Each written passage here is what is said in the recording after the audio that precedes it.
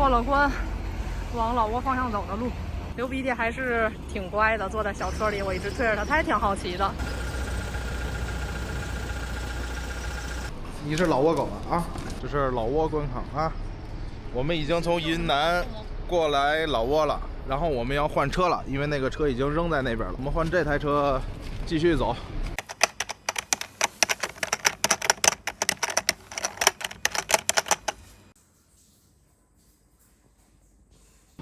这不是晚上，这是早上天还没亮，我们就准备出发了。这个西双版纳机场跟想的不一样，刚才那边有一个像首都机场 T1一样的那个转上去的一个航站楼，结果全是国内出发，然后国际出发呢是在另外一个地儿，距离刚才那个地儿我估计大概得有1公里多，是这么一个地儿，叫国际厅，国际厅。然后下边这个蓝牌子不也写着吗？国际港澳台出发。但是有个事儿特别厉害啊，第一是里边黑着灯，咱就不说了，然后呢它关键还里边上着锁，你看见了吗？上着锁呢，哎，还没开门呢。我的天哪！我看看它几点开门啊？国际厅开放时间为起飞时间前2.5小时啊，所以可能我来早了，我的飞机是9点多。好吧，那我们只能在车里休息一会儿了，在车里再休息一会儿吧，那没办法了。开门了，上面得列出来。是不是东西太多了？你看我，亲，一个大箱子，2个大箱子，还有一个小箱子。所以想早点来过安检，因为这里边每样东西可能他都会拿出来查，所以要早来。已经过完安检了，真不容易。一开始是怕这个琴它会超长，所以不能过。然后这个箱子里也装了很多电器，我的书包里也装了很多的，就各种电脑，乱七八糟一堆东西，所以比较复杂。西双版纳机场出海关过安检，简直就是噩梦般的存在。我第一次感觉有那种被人问的感觉，感觉好多人都在被问，比如说问回程机票，那有的人就必须出示回程机票，必须出示酒店订单，那它都是随机的。这点还不光如此啊，他还会问你到底是去干什么去，准备去哪儿。就我旁边那哥们还跟人回答我要去什么清迈大学，我还有什么看咖啡什么的，听起来也像编了一堆故事。他一定不是真的是那种，怎么说呢？这一次感觉特别严格，海关这西双版纳机场不建议大家走，因为感觉是太费劲了啊，太复杂了。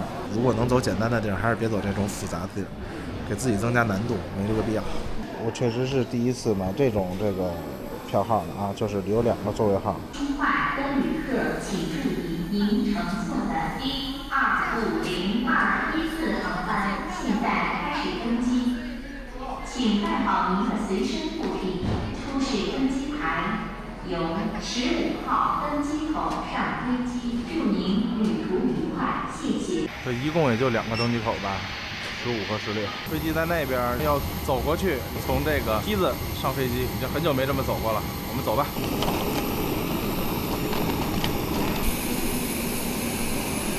有点费劲啊。我先把这个放在座位上。您这个放座位上。这是占座行李。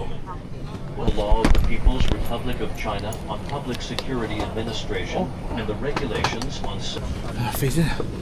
如果 A 没有人还行，因为我的座位是 B 和 C。如果 A 有人，就比较麻烦了。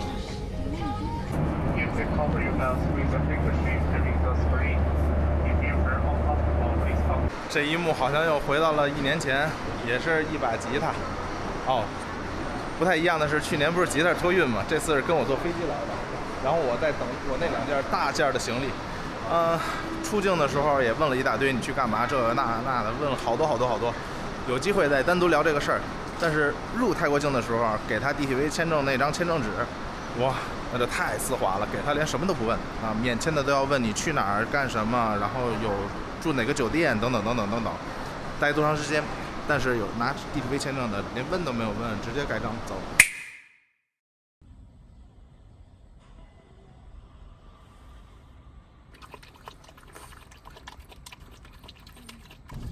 华先生已经上了飞机了，现在我也准备跟流鼻涕出发去墨杭口岸。进入右转专用道，右转。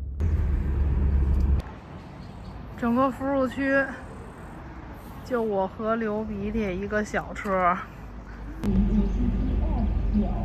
刚订的房间不大，但是新装修，还挺干净的，然后也有窗户。这个是那种村里的房，然后改成的酒店。哎，我跟流鼻涕这像逃难一样。这是浴室，还不错，看着还都挺干净。已经到勐腊县，离墨杭口岸可能也就有个400-500米的位置。这条主路全都是土，还是这种大黄土，然后大车特别多。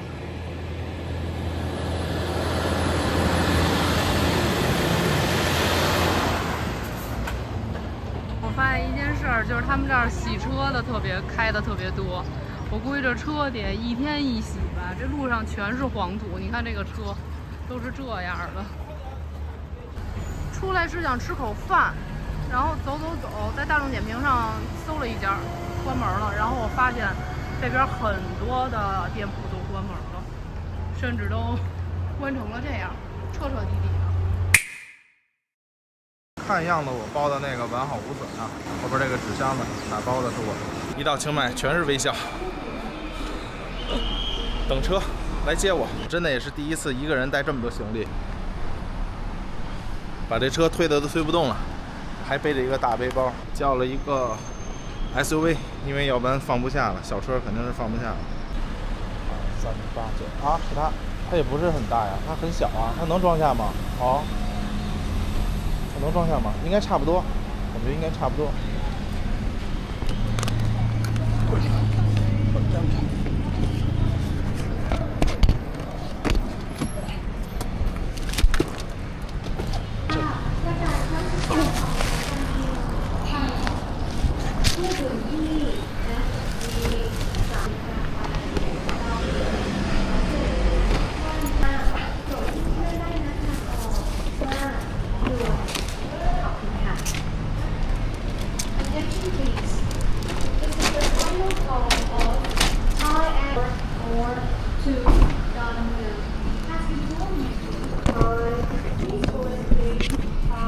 他帮我送到了这儿，然后看看我的小车吧，这脏，哎呀，这脏，而且肯定是没有电啊，因为我把电瓶拔了。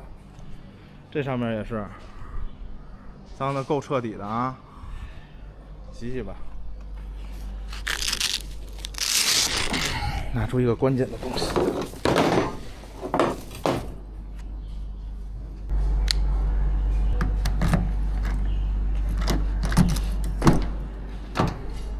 先搁在兜里吧，先都搁进去。好脏，哇，太脏了，一会儿要洗一下。先临时凑合一下吧。然后我们打开机盖，负极我也拆了，手真闲啊！正负极全拆掉了当时，但是这个电瓶也完蛋了，一会儿需要先换一块电瓶，拧上。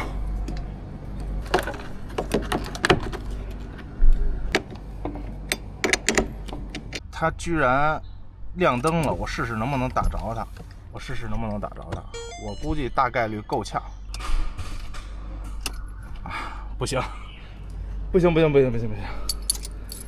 所以就得用上神器了，就是这个，等于是正极加正极，负极加负极，然后再把中间这个线跟这个玩意儿连在一起，摁开它这个开关，那不就完了吗？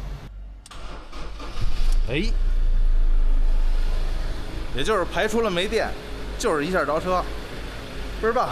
那我赶紧收拾一下，然后一会儿要赶紧出发了，还要去办很多事情，要办完这些事情才能出发，所以我要抓紧了。太热了，热的不行，我看看这空调能不能凉。但是有个问题，就几个小时前我还在开左舵的车，也就3、4个小时吧。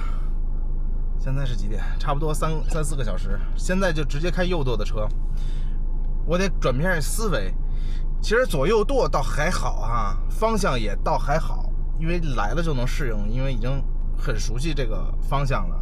关键是有的时候这个雨刷器和转向经常会弄懵，就经常雨刷打成转向，转向打成雨刷这样，因为它的雨刷和转向也反过来了。但是其他的，比如档啊、挂档啊、离合啊、油门，这些都是一样的。其实，好吧，那我先出发了。哇，这车好大呀！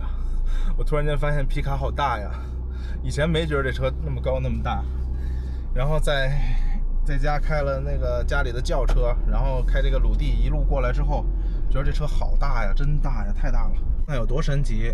这儿红绿灯坏了，我准备右转，然后现在是左边这些车在走，没有红绿灯的状态，红绿灯都没有亮，那边正在维修，看到了吗？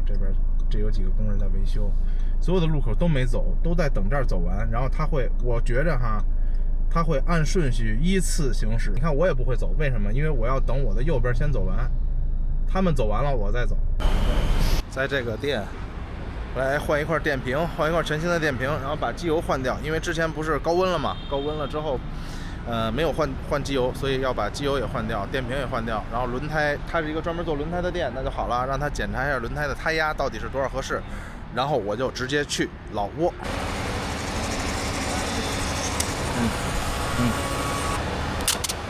就是纯挂了，呱呱把玻璃刮干净了，那我就不洗车了，今天能看见就行了。他们会在反光镜这地儿刮一个小兜，然后来说明这个车的维修状态，需要换哪儿维修呢？现在电瓶已经换完了，就差换机油了。一开始装上了这个，然后后来又说不配，又告诉他这个大小不合适，他要装这个小一点。小的车是可以换电瓶的啊，看了吗？给它高了一点，所以它装不上，就这个位置。把机油换了。现在是12点37，中午的12点37，我的车机油也换完了，他说是能用1万公里，这机油，反正辉美孚，我也不知道是哪一款，没仔细看，着急走。我现在要先去口岸啊，先去清莱那边，大概导航200多公里，280多公里，我下午在他下班之前应该是能到啊，所以我就抓点紧。然后加个油，我就往那边去了。这么长，来加油站加油，给它加满。我的油表反正不太多，这不知道能加多少。2250铢，66升，66.7升，送我4瓶水。现在开了大概一半的路了，这边也都是山路，一直在走山路，走，打弯。因为我这个开着地平矫正的，所以我一拐弯呢，你看它倾斜了，就说明这个弯的这个拐的比较狠，然后坡度可能比较大。你看现在我没有拐，就是顺着路走，就这么大的倾斜。看看人家这叫女骑，知道吗？这叫女骑。这路有点难走了啊！真的，哎呦晃的。这条路去年10月份的时候我就走过，到现在半年了吧，差不多，还是这样。没什么改变，这一段的路还算稍微好跑一点，算是走起来一点点啊。我已经经常能看见这个青孔的牌子了啊。我们一会儿就是要走青孔口岸。这个导航的颜色都给我变了啊，导航的字儿都已经从蓝字儿变成黄字儿了。他说我还有47分钟，51公里就到了。现在到了一个加油站，距离那边还有20多公里，距离青孔口岸，买点这个，买点小红牛喝，然后顺便破一点钱，算是。前边右转就是关口了。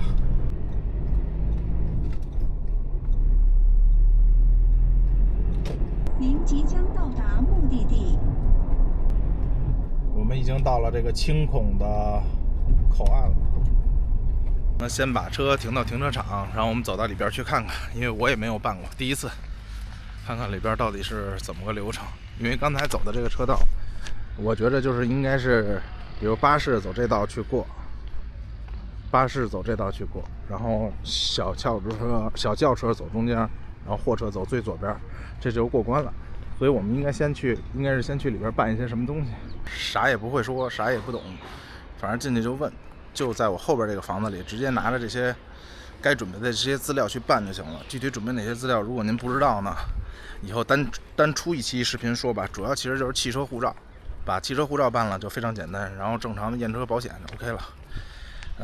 还有一点要值得说明的啊，他这边要交一定的费用，我交了是225铢，因为他每个时段或者什么标准不一样，我给了他1000铢，他1毛钱都没少我啊，全部找给我了，也没有说什么收取小费啊，或者说克扣一部分不找钱呀，这些都没有，请放心就行了。然后还耐心的告诉我把车开到哪个地方，然后怎么走。我现在去开车，把车开过来，这等于泰国这边的手续从这儿开过去就办完了。你看我前面已经有一辆车在查车，应该是。我要去下边那个地方，把刚才办的那些东西都给他，就是这个指的位置。刚才在这个屋里边盖了一个章，一会儿我给大家看一下啊。我先过。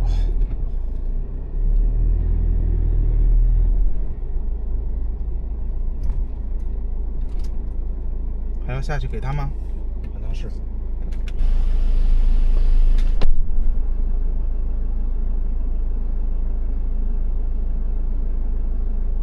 左边这个房间是来交手续、办手续，右边这个房间呢是来检查你的车辆。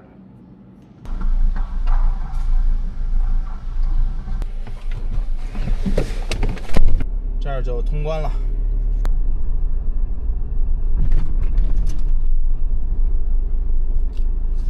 这是要给什么呀？哈西巴。交完这50就可以往前走了，前面应该就是大桥。你看它这儿有一个路口，交叉的路口，其实就是一个进一个出啊，一个进一个出。然后你会发现，可能一会儿我就跑到右边去开车了。虽然我是右舵车，但是要实行左舵车的开车方式，因为老挝开车是左舵。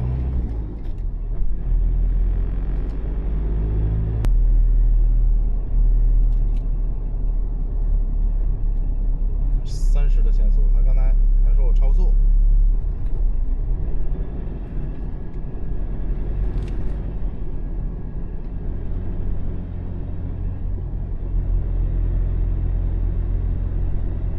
非常斜啊，这就是泰老友谊大桥。你看这个，现在都是泰国段啊，泰国段，没到那个老挝那边。但是马上就到，现在桥上你看还是泰国国旗，马上我们就可以看到泰国国旗变成老挝国旗。下边这个是湄公河啊，湄公河。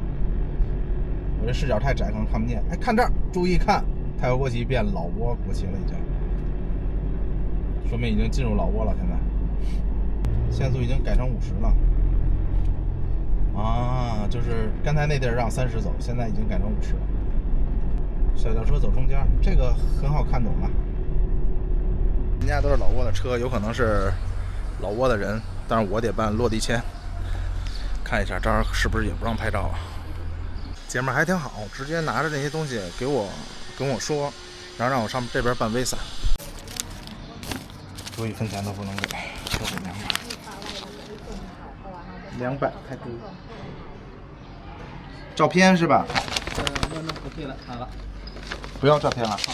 好了。出事儿了啊！我被卡在老挝和老挝和泰国中间了，缺少一个这个章，汽车护照上没盖这个章。等于我现在又反向走了，然后他还管我又要了50铢，这个老挝又管我要了50铢，过一次就50铢。现在又从老挝去泰国，我一天走了几遍国家边界线，我的天，一天里边你能走几个国家？或者说你能出入境几次？我感觉不应该是我，应该是有个泰国人也被坑了，他在我的后边，那个车跟着我走，走这掉头，车先放在这儿，所以我又走路走回来了。其实我刚才要不开车过来就不用交这50铢应该，但我现在要回去可能还得再交50铢，就每次过都交50铢，这无所谓，主要是折腾人。这个本本上应该是盖章的，但是我的本本上是空的，所以老挝说必须要盖章，就缺这么一个章。我觉着他们到这儿就给盖，说 sorry， 我觉得他们是联合起来就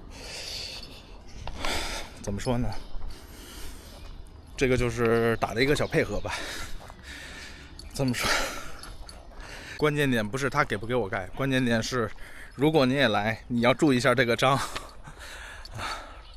然后还有刚才在老挝这边办落地签嘛，落地签填表我就没有填，一般可能都找门口找个人20啊40啊泰铢啊，就帮忙填表。但是呢，相当于是那个工作人员直接管我要了200泰铢，我就使用超能力吧这次，因为着急嘛，我还要再开好远的车，不想跟他捣乱，连照片都没有。给完钱大概30秒，从第2个窗口就给我递出来了，我的落地签就办好了。刚才从泰国这儿交了50，老挝那边50，他都没给我这个票。我准备从泰国这儿跟他说一下，看看能不能不收这个钱，因为我已经有这个收据了。真的离了大谱，我不知道还有啥坑没有啊。现在老挝那边收的没给我收据，但是泰国我有2张收据了，已经2张了。现在总共过路费花了150泰铢过路费，所以这也是第一次踩坑嘛，这很正常。第一，我语言不通，对吧？如果你懂得语言，你就可以跟他较劲了。但是我这个视频也帮大家避坑了，检查好就不至于这样了。其实可以省钱，就是走回来，你不开车就不用给这50，这个是按车走的，每一次车经过都要给这些钱。所以刚才如果我逆行回来不过闸，他也没脾气，他顶多算我违章，那我不知道怎么算哈。反正现在是顺利过去了，这个真是折腾我。我看看这次还有没有坑。今天是第2次从泰国去老挝，我今天来泰国已经是1次、2次，我来了2次泰国，去了2次老挝，然后还在中国，所以也挺厉害的，是吧？你知道最关键是什么吗？最关键是我刚才过去找他说，我的文件缺少一个章，我还要琢磨我怎么说这个事儿呢。我刚过去，他们就说 sorry， 直接啪就给我盖上了，根本就不用我说。那你说他是不是知道怎么回事？我的天哪！好的，漂亮。第2次经过这个友谊大桥，太老是真友谊啊！他们是友谊真好啊，配合的天衣无缝。我又走到了湄公河上，这2天净搁湄公河转了。到老挝了，又到老挝了啊！这回我去看看他到底还给我出什么幺蛾子不出。我真是累的，懒得去琢磨这些事儿，因为就想赶紧就快速办。咱们中国人都有这个问题，就是像我是语言不通啊，你们会语言可能好点，但是你也不知道那上面该不该盖章啊。你第1次来的时候，对吧？它上面也给你写了一堆东西，我也没看。文件上盖章了，我以为就够了，我以为那个上面不用盖，结果那个上面需要盖。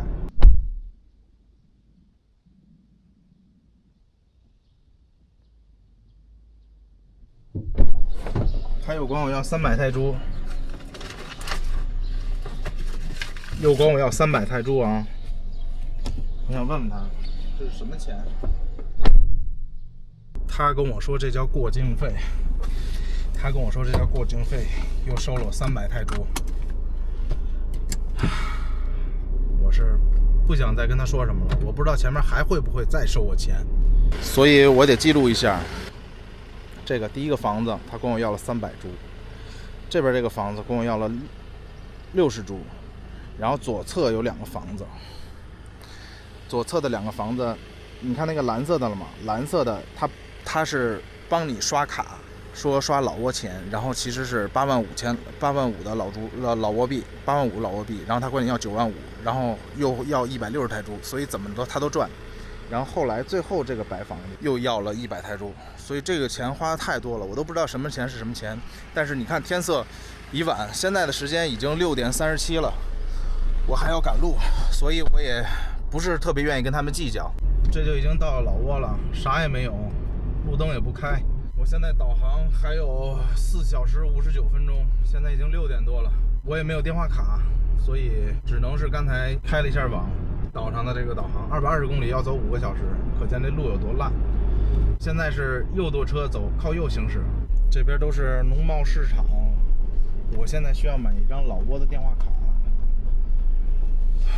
我还没有找到哪儿卖卡，我没有网络了现在。我的导航提前下过离线地图，但是也不能这么走啊。这应该不是 SIM 卡，彩票。没有。SIM 卡 ，SIM 没米。他是卖彩票的，都是彩票，都是彩票吧？彩票，老挝的彩票，老挝的彩票就算了吧。这已经完全看不见我了。在右边开，就是这种方向性也特别难。我把灯关了，太晃眼了，看不见。这黑漆漆的路，终于找了一家可以卖 SIM 卡的 SIM 卡。How much？ 哟，来一只大虫子。我可以用几天？3天。3天。泰铢ท่าไหร่？bát để ăn。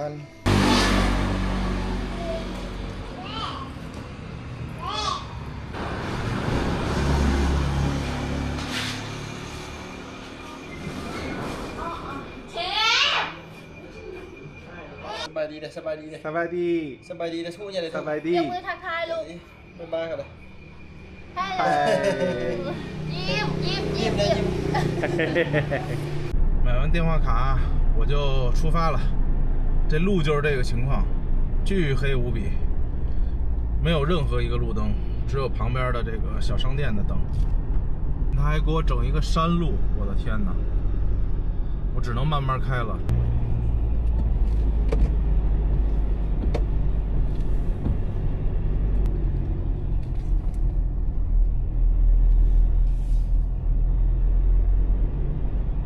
这还不算太烂的路，我觉得这就算好路了。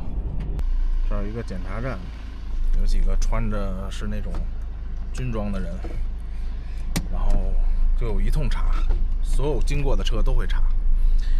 我就把泰国驾照给他，然后他也看我中国护照了，但是我就跟他说我是泰兰的，然后他就让我走了。操，这个路怎么过呀？这个路全是坑。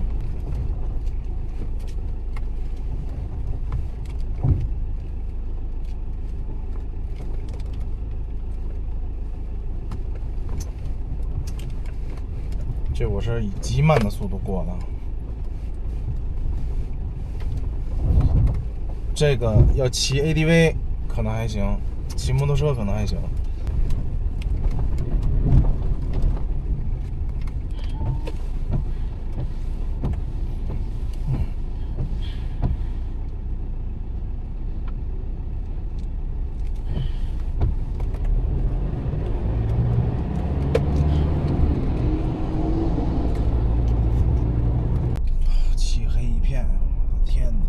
山路，我得在这地儿歇口气儿了，缓一闸，有点累。我把这个笔筒打开，吸一下子，歇口气儿，然后出发。这骑摩托车的我太佩服了，摸着黑骑摩托车，打一手电筒。我如果关上灯，他什么都看不见，他就打一手电筒。我现在是有点累，所以我就跟着这大车慢慢走。前面有个车带着呢，就能轻松一点。虽然速度很慢啊，现在速度也就20-30。然后我准备前面一会儿找个小村儿，稍微眯瞪一下，或者是休息一下，小息一下，然后再继续。还有牲畜，这是羊吗？还是马呀？看不出来。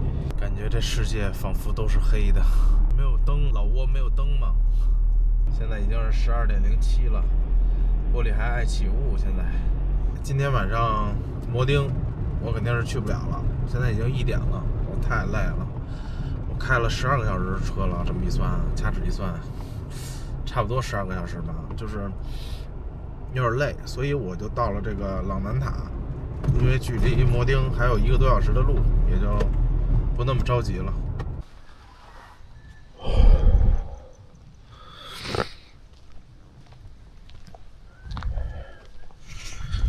我这是睡醒一觉了啊，找这么一个感觉踏实点的地儿真不容易。是这样啊，是这样。没在人家里边睡啊，是在门口睡的。到这儿是特晚了，昨天晚上我感觉没有找到特别踏实的地儿，结果就又往摩丁这边开了开。现在可能离摩丁还有也就是20公里，大概半个小时40分钟的路。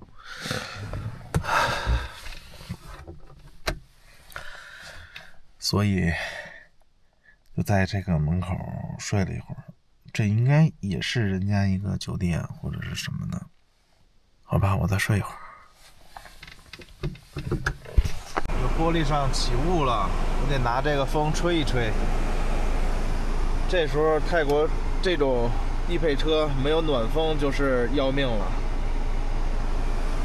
只能使用冷风。但是使用冷风也是可以吹掉的，因为其实它就是湿度高，所以用冷风也是可以降低湿度的。只要湿度下来，它就雾气就没了。好了，那现在是早上起来的，就说6点，我们继续出发，还剩下20公里，导航告诉我要40分钟，但是根据我昨天的经验来判断哈，我觉得40分钟可能到不了，因为这边路实在太差了。我们先走走看。迷路了。为什么该那儿过不去，跟着导航走也过不去？其实导航又给我指错路了，指到这个村子里就指错路了，所以我要先出这个村子原路，回到那个主路上，然后有一条另外的路。我从这个村子出来走这边，因为我是一开始的时候，我是昨天晚上眯瞪的时候，我发现我这边不过车，然后老听着旁边有车，那肯定就是这边了。好了，这回对了。昨天其实我就是在这样的山里边绕。昨天晚上我是漆黑一片，什么都看不见，但是现在白天可以看到了，一直就在这种山里边绕，一路全是这种坑坑洼洼。昨天晚上也是有很多这种，我的天哪，这种路段。前面那个车就是老挝本地的车，开的贼拉老快，他知道哪有坑，他都躲开了，他也不是完全躲开。你看他来回画，其实他是在躲坑呢。他们还要扫地。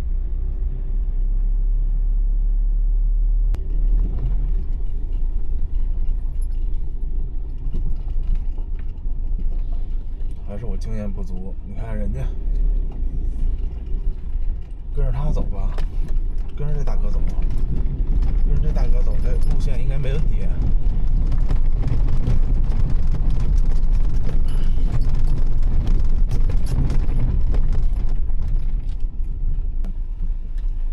跟着他走，我就颠的就特少。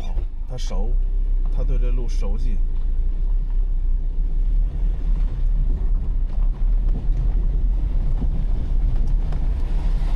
这些大车是排队的嘛？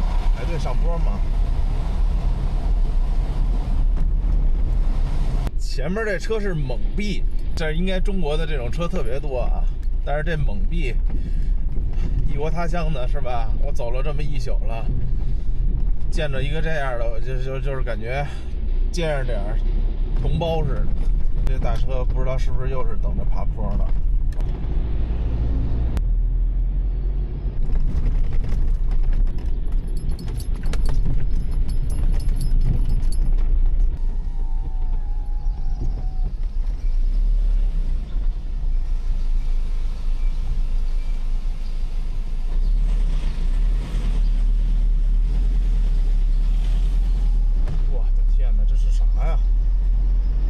还有，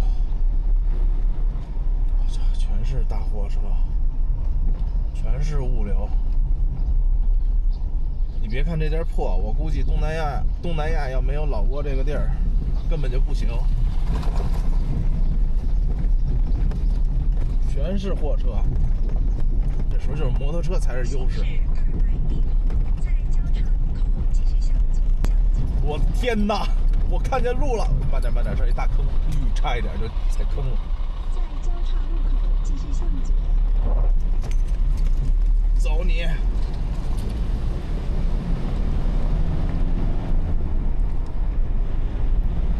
终于是大平马路了，看见楼了，这说明应该是到这个摩丁了。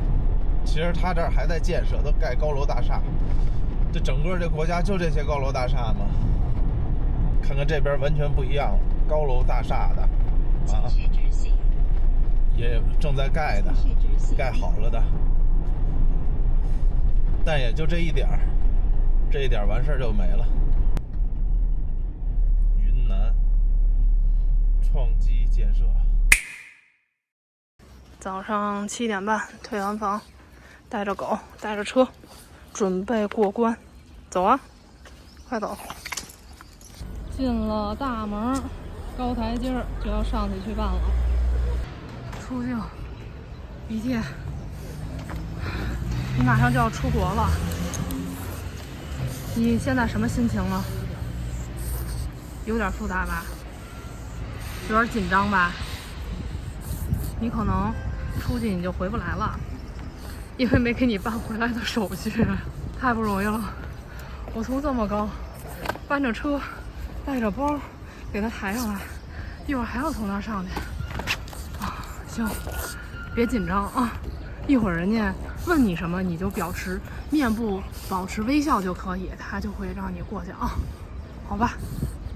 走，我也不知道该被谁给气死，我好不容易给他搬上去了，结果跟我说，得先去入境大厅办狗的手续，我又哐哐又给他搬下来，现在去入境大厅先去办狗的手续了，已经出了中国海关了，海关他会问你一些问题。你叫什么？然后你去哪儿？你去那儿做什么？几个人？会问一些简单的问题，正常回答其实就可以了。现在我们往老挝方向走，流鼻涕还是挺听话的，一直坐在小车上。不过这个关口也很少有宠物过境，所以大家看见它也都比较新鲜。过了关，往老挝方向走的路。现在是我一个人，一只狗，勇闯老挝边境。路上的大车，刚才有一个大哥扯着嗓子问我：“狗也能带过来吗？”我说：“对，狗也能带过来。”他说：“需要手续吗？”需要。他可能也想带只狗过来了。反正看见狗的都挺好奇的。流鼻涕还是挺乖的，坐在小车里，我一直推着它，它也挺好奇的。中国和老挝这边港口一直在扩建，这边都是新盖的楼，这边就明显有那个老挝的风格了。这个就是要过境的地方了，一会儿就不能拍视频了。中间是走车的，然后在右手方向有一个入关吧，入境，这个是走人的。我现在已经到了这个摩丁口岸，然后等着他们，一会儿就从这里出来，然后坐上车我们就去泰国了。刚才他还问我用不用换点老挝币，我跟他说不用换，为什么呢？因为这边可能没有什么花钱的地方，或者说就是用泰铢或者用人民币吧，因为也就买个水啊，买点什么东西用不上，换完了之后也不知道怎么处理，所以就不换它了。因为这边使用货币还是比较方便的。你可以听到这边全都是中文的倒车请注意那种提示。因为他得从莫罕带着狗从那边走过来，走到摩丁，中间还有一段路途，所以我们要等他一会儿。曼谷来的大哥，给自己的车跟关口合个影。好，有钱在这儿一切好使。你是老挝狗啊？他没反应过来了。别跳，别跳，别跳，别跳！好孩子，好孩子，好孩子，他没反应过来呢。看见哥哥了吧？哎呀，哎呀，好了，那我们已经从云南到了老挝了。我们换这台车继续走，一会儿咱要走这条路，我这辈子我也不想再开了。谁让我开这条路，我也不想开。我跟你说，如果我知道是这样，中国海关问我的时候，这狗还回不回来，我一定说不回来了。太可怕了。就是老挝，就是他、不是，但是这地儿你看，这地儿高楼大厦对，他要建。中国能挣钱，就是中国人在那儿都是老板，在那儿做生意呢。对吧？我过莫罕口岸的时候，那点儿有一个特别大的一个山，正在建，要把口岸扩大。是，以后肯定是特别大。这应该是一个特别大的口岸。对。一会儿你就能看见特别壮观的。我早上起来看见特别壮观。这是所有的开头，这是排队的头，这只是热身，这还没到颠的时候呢。这车起步5年就得报废，他这儿的。所以我说我心疼了嘛。这怎么这拿土铺平点都不行？不是，这都是大车压的。哎，不行，没法拍了。我昨天晚上就是。这什么地儿啊？就晕了。哎，你别往这边抢了，你再抢我们没地儿走了。昨天晚上走了我也不知道。你看这几个小孩儿，成群结队的，这就下去玩去了，逮鱼去了。我们现在在老挝的3号公路。这几号它不重要。这几号你也不能这么颠呀！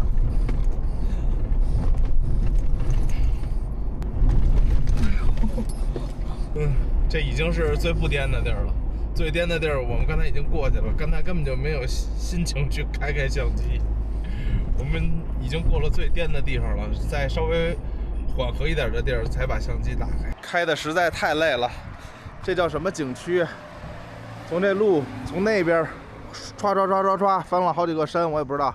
金钻山，这地儿叫金钻，有金子嘿。有吊桥嘿，那有吊桥。这是什么大酸角是吗？这么大的酸角能吃吗？这是吗？给流鼻涕也颠得够呛。喝点水吧。路边的一个小咖啡店，就是什么味道不知道，反正先坐这儿坐会儿凉快吧，透气儿。听听鸟叫也挺好。这咖啡呢是10.3万。10.3万1杯，一共然后呢，我因为没有老挝币，我问他泰铢行不行，他跟我说，泰铢不要了，因为他没法换。我给他人民币，他说行。人家换完了之后，我给了人40人民币，人还找了我这些，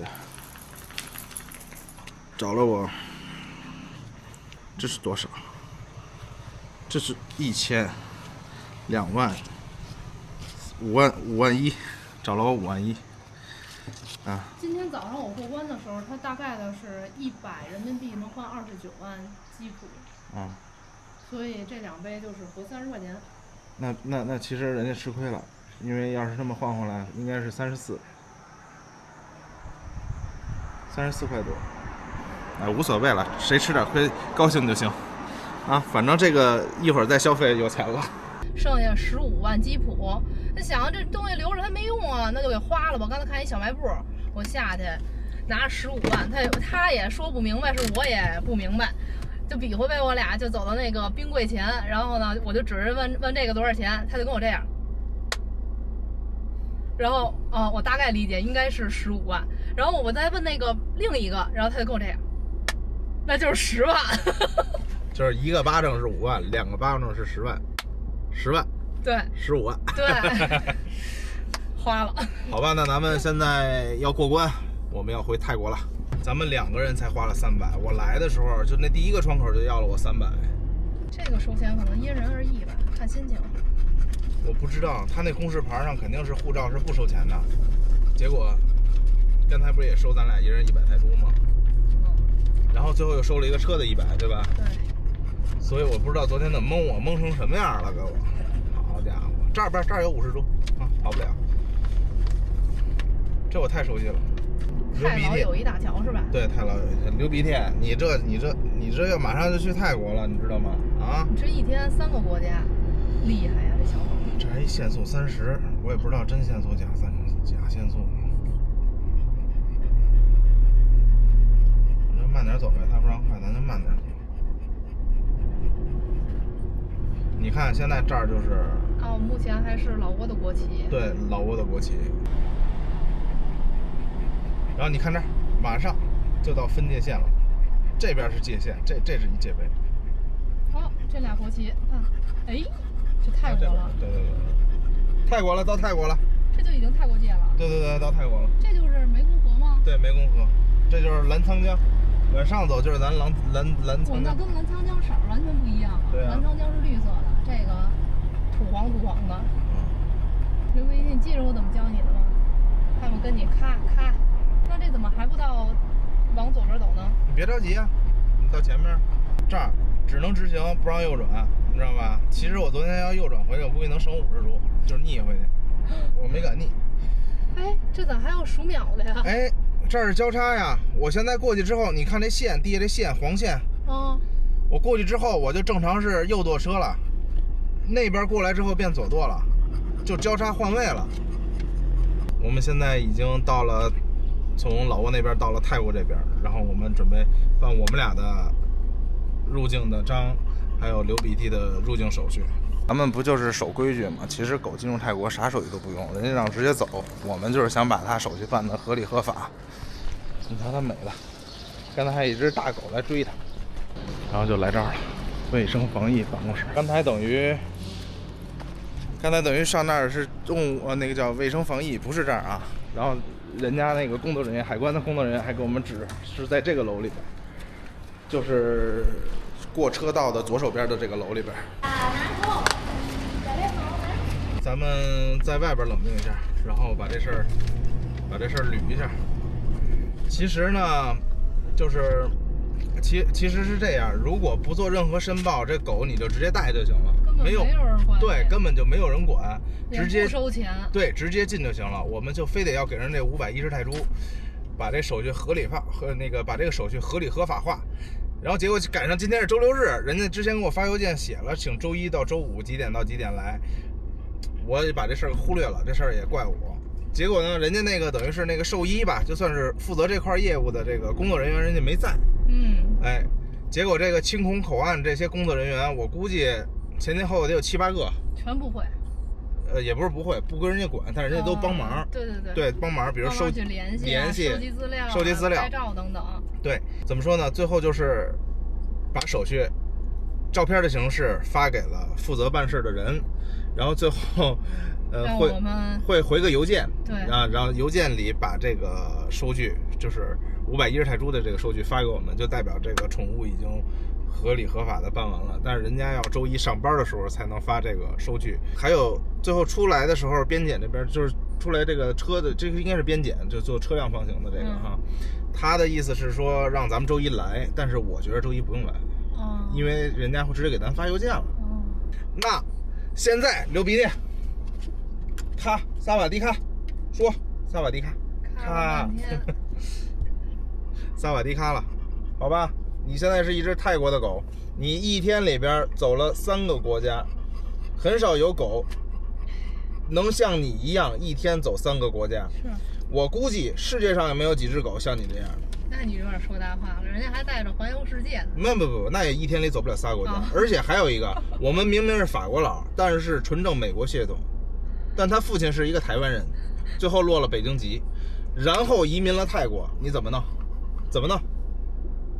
行吧，好吧，那这期视频就到这儿吧。我们已经进入泰国了，泰兰德，萨瓦迪卡。